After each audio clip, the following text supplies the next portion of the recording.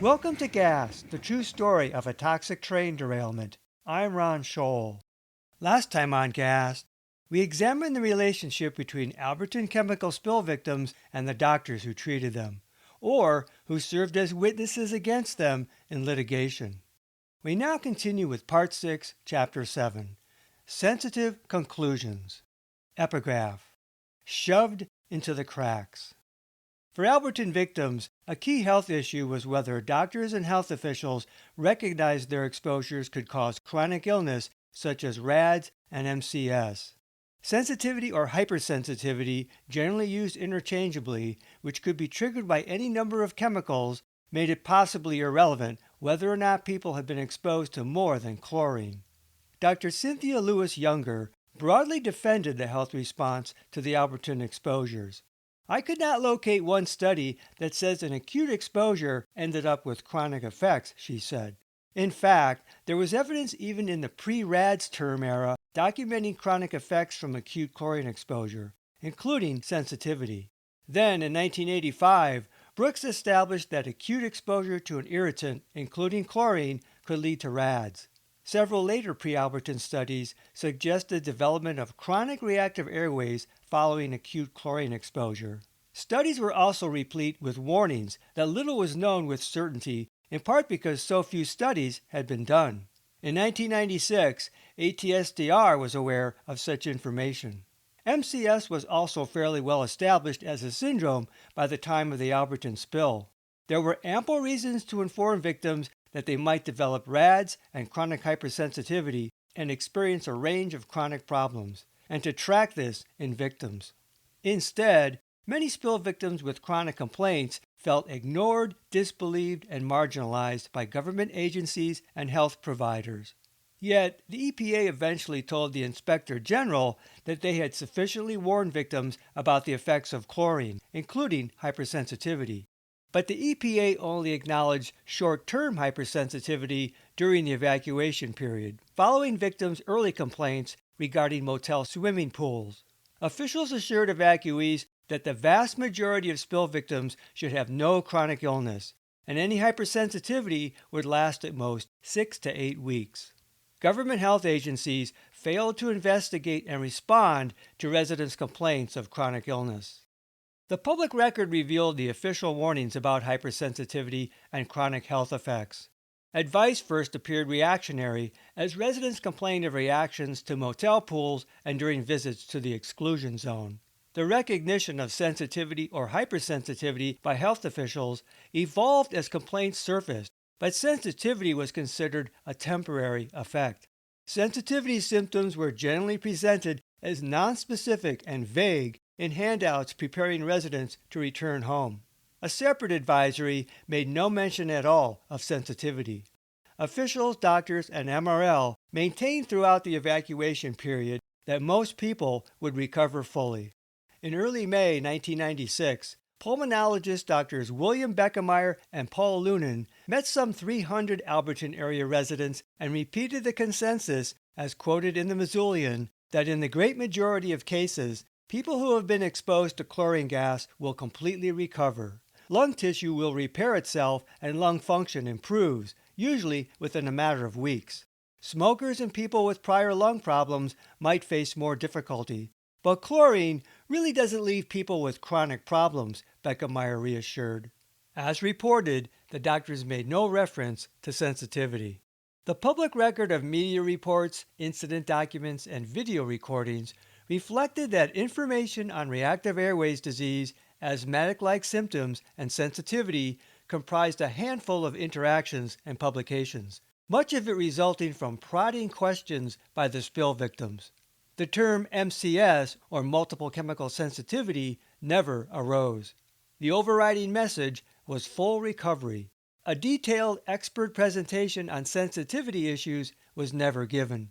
Notably, while any sensitivity information came mainly in response to residents' questions, open questions were often discouraged during the evacuee meetings.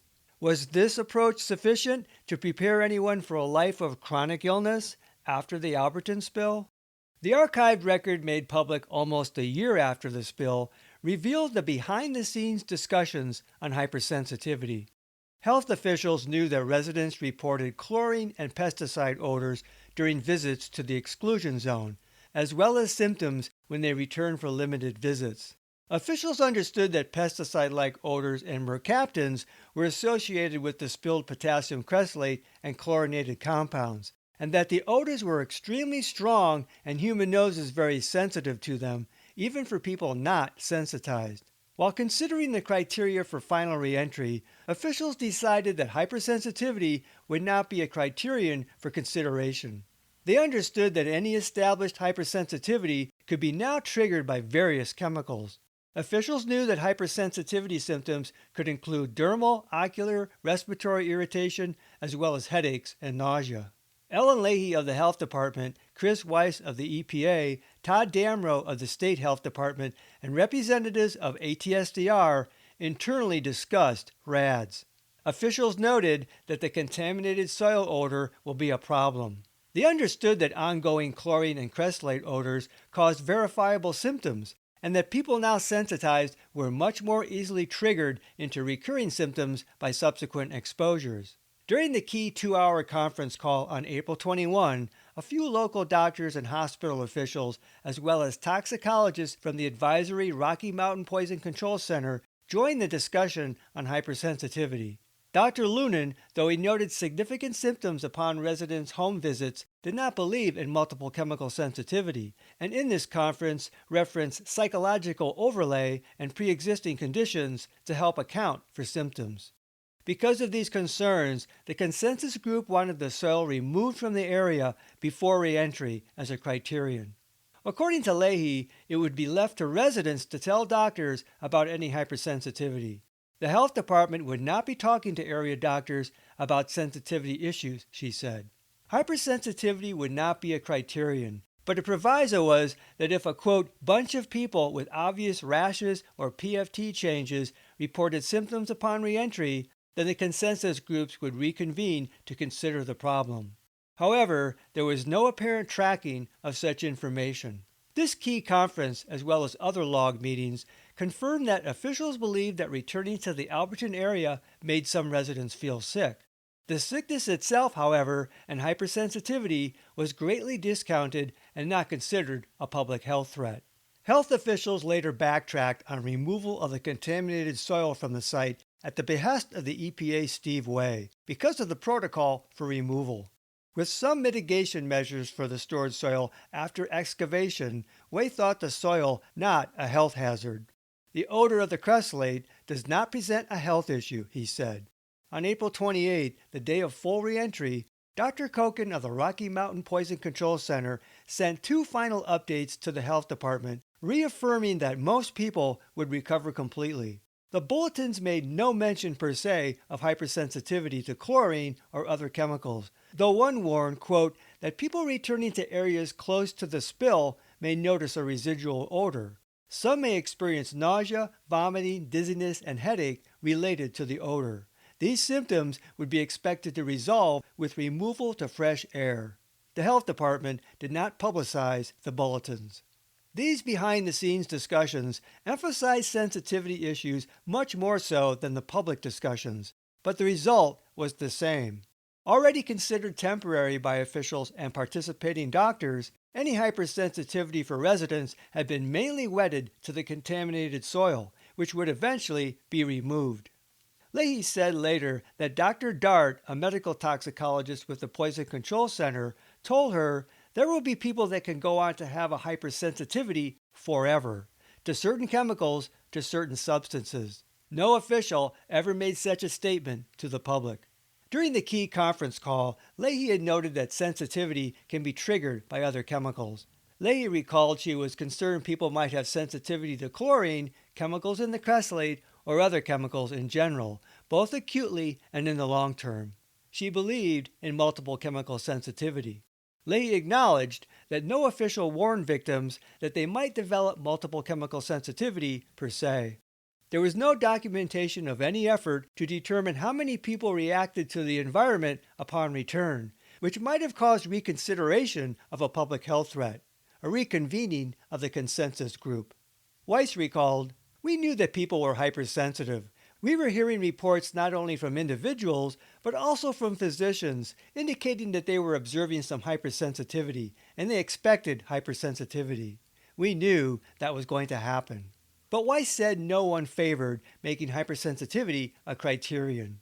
Yeah, it wouldn't really have made sense to have to keep people out of their homes because of reactive hypersensitivity, he said.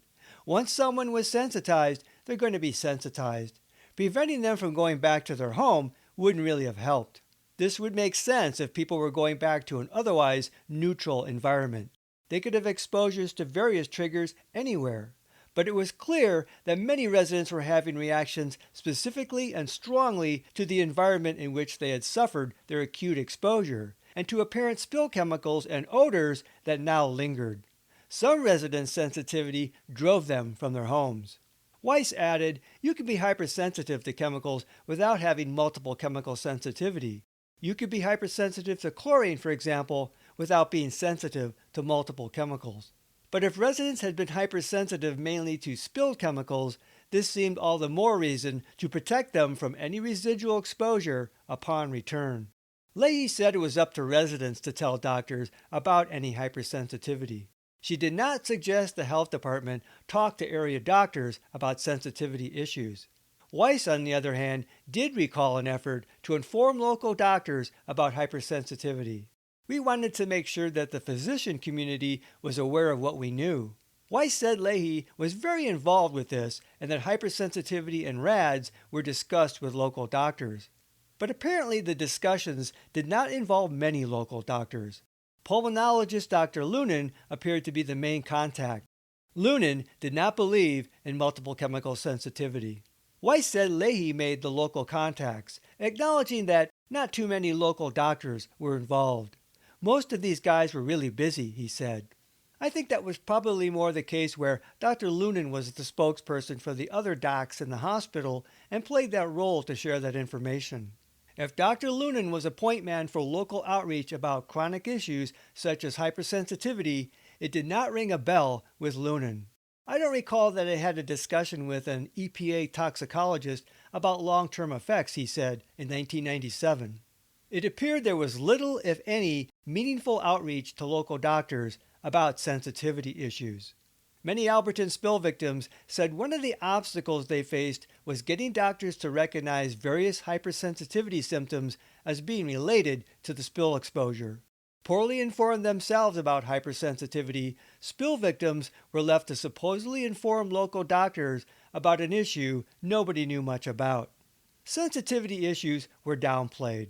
Officials made no reference to medical literature that showed that hypersensitivity, multiple chemical sensitivity, or RADS, the latter two terms never used publicly, could be permanent among people who received even a non-severe exposure to an irritant.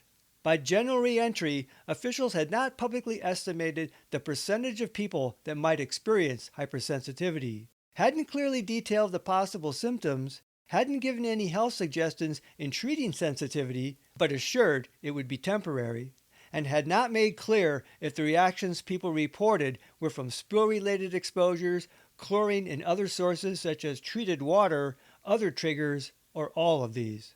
Officials chose not to impart certain reasonable messages, such as, returning home may make you sick because of sensitivity.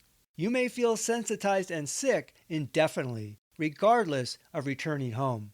Leahy's handouts had warned of residual chlorine possibly being around, though Weiss thought it highly unlikely, because we always take pretty big precautions, give precautionary statements, Leahy claimed. But there was no such precautionary statement about sensitivity to returning home, though people reported sensitivity. Did health officials have the responsibility to at least communicate to those already reporting sensitivity reactions, you may never be able to return? Well, Leahy said, that would have been huge speculation on my part to say, you may never be able to return. I had no way of determining that. But for those having these health problems, nobody knew when they were going to end. No, she agreed, nobody does. But no one was telling them this could go on indefinitely. We don't know. I wouldn't make a blanket statement to them because I don't know. So you've got a mixed population, everything from kids to people that are older to people that have lung problems. You just couldn't make a blanket statement like that. And so there was no big precautionary statement to the public about sensitivity issues, except the blanket statement that sensitivity should be temporary, even though Dr. Dart, a medical toxicologist, had told Leahy there will be people that can go on to have a hypersensitivity forever. A warning Leahy did not share with spill victims.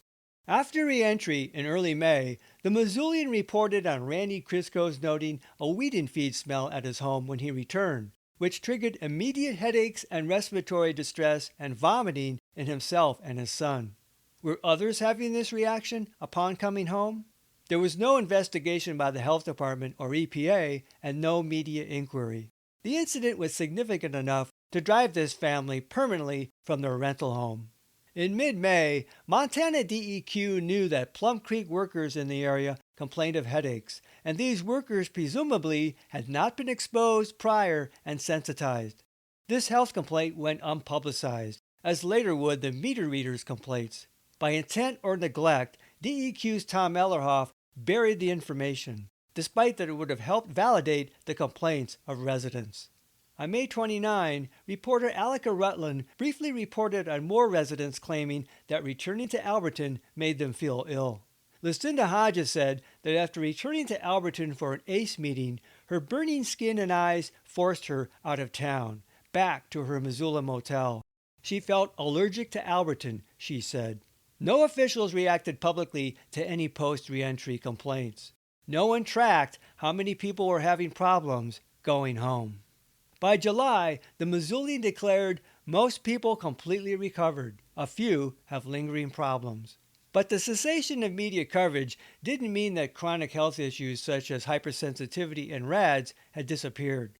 An unknown number of people, unknown because no one investigated, still had chronic illness and serious sensitivity, reacting both to the soil before it was removed and to the site and general environment even afterwards, as well as to other triggers. When the spring thaw of 1997 released a fresh wave of chemical off-gassing from the site, many people experienced a resurgence in their illness, which led to civil protests during the first anniversary.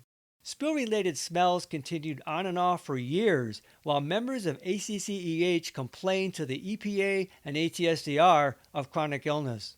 But despite this evidence suggesting hypersensitivity was permanent for many residents and related, at least in part, to the Alberton environment, neither the EPA, ATSDR, Montana DEQ, the Missoula City County Health Department, or local doctors ever stepped up publicly to validate the complaints. Hypersensitivity, multiple chemical sensitivity, reactive airways dysfunction syndrome, these concepts were not part of official public discourse after reentry. Neither did the local media investigate. Health complaints, including sensitivity, would continue for many people indefinitely, even among those presumed to not be severely exposed, and the symptoms were often severe. When residents complained of having reactions to the Alberton environment or various irritants months or years down the road, neither the EPA nor ATSDR nor local health officials recognized or addressed the most likely conclusion. People had developed chronic illness that indicated chemical sensitivity, including RADS. Arguably, the majority of chronic health complaints arising from the spill exposure related to hypersensitivity, but many residents struggled to find acceptance of a hypersensitivity diagnosis from medical practitioners and get help in treatment. Residents suffering from sensitivity felt left on their own, receiving little helpful response from government agencies and health officials. When official assumptions about chronic health effects were contradicted, logic dictated a reassessment. Such did not occur. The marginalization of Alberton victims suffering chronic illness was complete. Like Libby sufferers, they felt shoved into the cracks.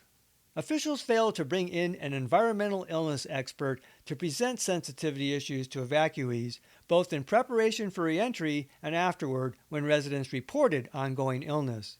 Such a public presentation was the least officials could have done, and it would have served to educate spill victims and the greater community, including healthcare providers, if effectively covered by the media.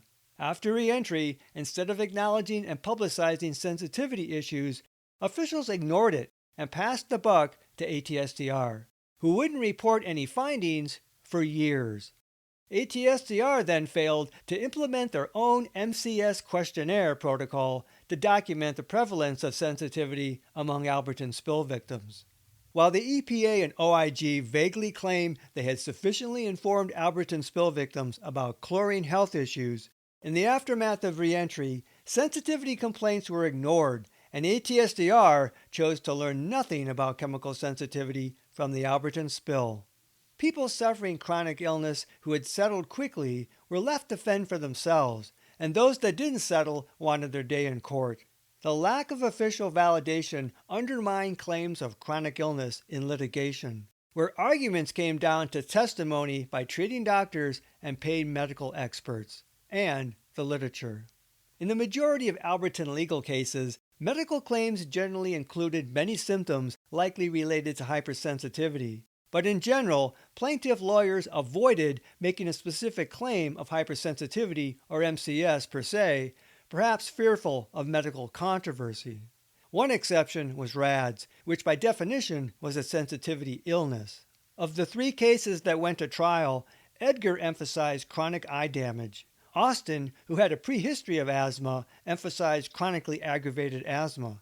And the Walshes claimed a variety of chronic illness, including RADS. Next time on Gas, the true story of a toxic train derailment, the final piece in the medical case for Alberton spill victims considers evidence for neurological or brain damage from chlorine. Until then, this is Ron Scholl. Thanks for listening. This podcast is adapted from the book Gas, the true story of a toxic train derailment. Visit Amazon.com to see the 2-book series. To access support material in the book, such as maps, photos, illustrations, and video links, visit my Facebook page Gas, the True Story, or watch my Gas playlist on my YouTube channel at RL Scholl.